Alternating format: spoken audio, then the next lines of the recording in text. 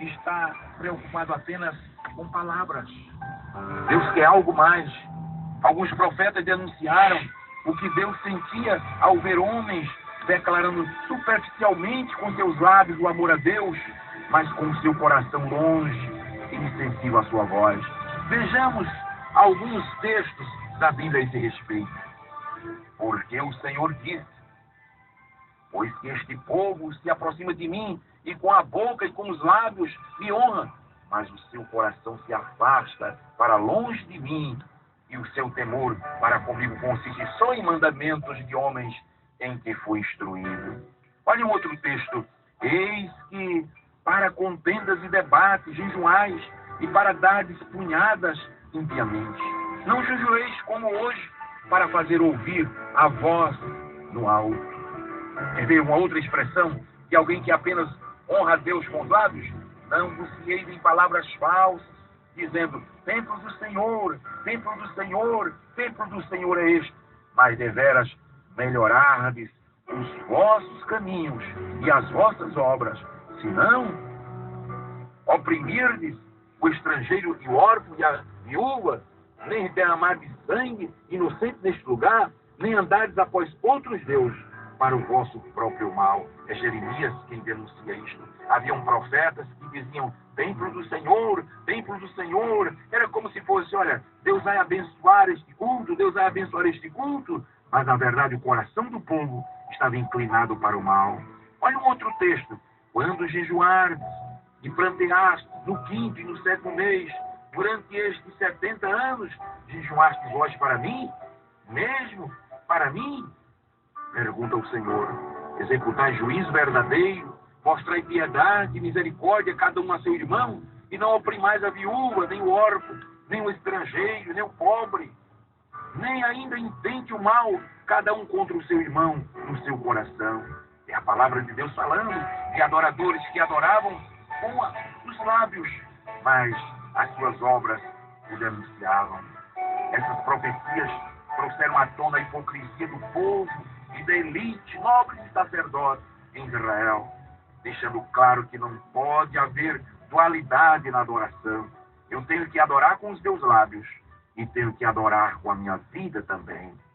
Olha, a adoração não é dissociada, meu querido irmão, da prática da vida comum.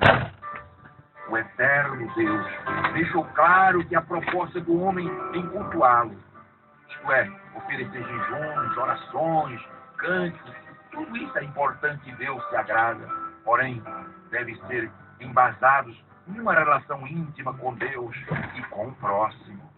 O novo mandamento de Jesus se dá na vertical, amar a Deus, mas também na horizontal, amar o próximo nas relações humanas. Vejamos que Deus rejeitou o culto dos judeus nos dias de Jeremias, porque eles não representavam a verdade das suas ações. Meu querido ouvinte, meu querido irmão, pode o homem ofertar a Deus e ao mesmo tempo ser iracundo com o seu próximo? De forma alguma. A fé desse homem pode ser sustentada enquanto a injustiça contra o próximo é explícita? Também não. É possível uma fé desprovida de ação, de obras? Tiago disse que não, que a fé sem ação, sem obras, ela é morta.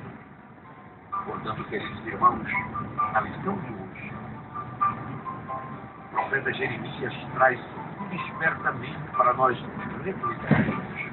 A exortação de hoje é para vivermos uma fé autêntica e relevante. Adorar a Deus, sim, com os lábios, mas também com a vida, com o comportamento.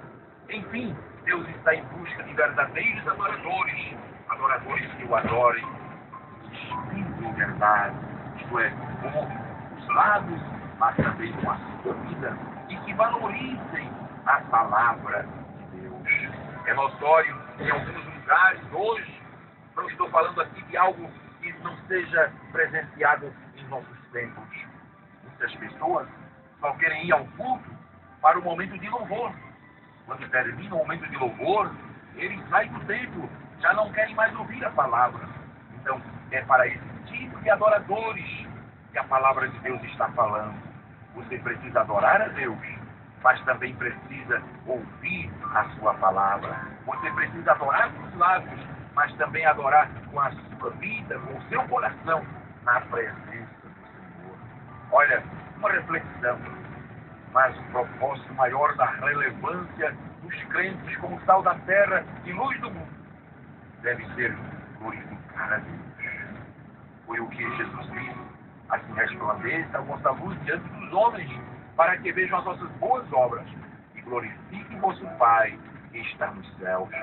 Deus é o fim de todas as ações cristãs desencadeadas pelos seus servos, quando feridos são restaurados em razão do trabalho de cada um.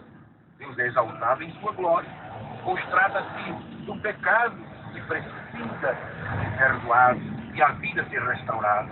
Então, queridos, o louvor alegra a alma, mas é a palavra que exatamente vem nos dar ciência dos nossos erros. E aí o Espírito Santo nos convence e nós passamos por uma transformação. E aí alcançamos diante de Deus essa posição, esse nível de adoração em espírito e em verdade. A lição de hoje tem esse objetivo: despertar-nos para observar como estamos adorando ao Senhor. E aprendamos a lição de Siló, que foi lugar de adoração por algum tempo, depois não mais, porque os adoradores de Siló só queriam louvar, só queriam adorar. Não estavam preocupados com suas vidas, não estavam preocupados com como estavam diante do Senhor. E aí Siló se foi. Passou-se o tempo de Siló. A tenda de Siló foi desfeita. Então, amados, na lição de hoje, o profeta vem nos advertindo, dizendo que nós precisamos tomar exatamente como lição preciosa o que aconteceu em Siló. Que nossos tempos não venham assim tornar casas apenas de apresentações artísticas e quem sabe até de apresentações folclóricas, animadoras, consoladoras, apenas para massagear o ego das pessoas, ajudar a autoestima, mensagens que promovam apenas autoajuda, porém não promovam arrependimento nas pessoas. Não, que Deus nos guarde. Nos nossos tempos venham a ser casa de adoração, casa de louvor, mas também casa de encontro com o Senhor, casas de lágrimas, de pranto, que as mensagens voltem a tocar nos corações, que as pessoas voltem a chorar, voltem a lamentar, a reconhecer os seus pecados. Só assim a casa de Deus vai continuar sendo honrada pelo Senhor. Olha, se o simples Judá se arrependesse, o Senhor não os expulsaria da terra, mas eles não perceberam o tempo da visitação. Eu lembro-me daquele momento quando Jesus ia entrando em Jerusalém, São Lucas 19, 41 em diante. Diz que Jesus chorou sobre a cidade. E disse: Jerusalém, Jerusalém, que matas os profetas, apedrejas os que te são enviados. Ah, se tu soubesse o tempo da tua visitação e a paz que a ti pertence. Na verdade, Jesus estava chorando, porque Jerusalém teve uma oportunidade, mas não reconheceu a sua oportunidade. Jerusalém foi visitada pelo Rei dos Reis e o Senhor dos Senhores, mas não conheceram o Rei verdadeiro, Jesus.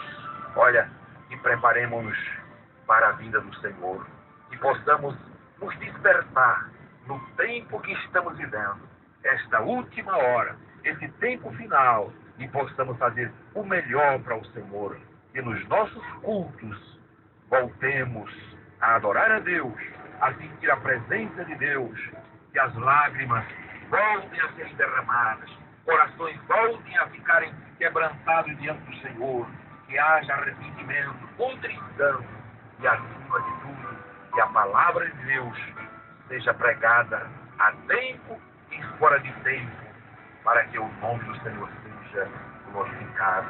Deus te abençoe, querido irmão, querido ouvinte, querido professor, querido superintendente, você obreiro da casa do Senhor. E essas palavras falem profundamente aos nossos corações. Amém. Vamos ouvir este hino e já voltaremos para orar.